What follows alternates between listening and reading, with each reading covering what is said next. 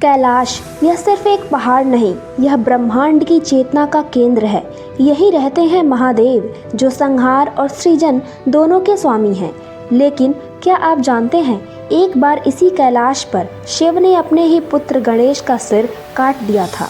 यह सिर्फ एक पौराणिक कथा नहीं, यह एक ऐसी कहानी है जो कर्तव्य, मोह और न्याय के शाश्वत संघर्ष को दर्शाती है।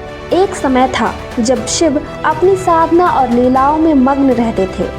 माँ पार्वती को एकांत और सुरक्षा के लिए किसी ऐसे की आवश्यकता महसूस हुई जो केवल उनका हो, जिसकी निष्ठा पर कोई संदेह ना हो। उन्होंने अपने उबटन और मैल से एक अद्भुत तेजस्वी बालक को जन्म दिया।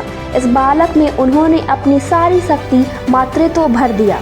यही बालक थे विनायक, जिन्हें हम गणेश के नाम से जानते हैं। पार्वती ने उन्हें अपना द्वारपाल नियुक्त किया और स्पष्ट आदेश दिया, मेरी अनुमति के बिना किसी को भी, यहाँ तक कि महादेव को भी भीतर प्रवेश की अनुमति नहीं है। कुछ समय बाद शिव ध्यान से लौटे। वे भीतर प्रवेश करने लगे, तभी उन्हें एक अपरिचित बालक ने रोक लिया। गणेश ने कहा, क्षमा करें भगवान, माता पार्वती अंदर स्नान कर रही हैं। उन्होंने किसी को भी प्रवेश न देने का सख्त आदेश दिया है। मैं उनका आज्ञाकारी पुत्र हूँ, मैं आपको जाने नहीं दे सकता।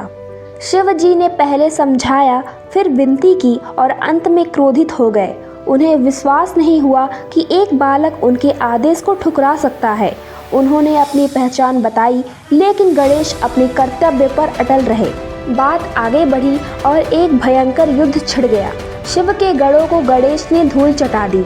यहाँ तक कि देवताओं ने भी हस्तक्षेप किया, लेकिन गणेश को कोई परास्त नहीं कर सका। वह बालक केवल मैल से नहीं बना था, वह माँ की शक्ति का साक्षात रूप था। अंततः विवश होकर त्रिलोकी के स्वामी शिव को स्वयं युद्ध में उतरना पड़ा।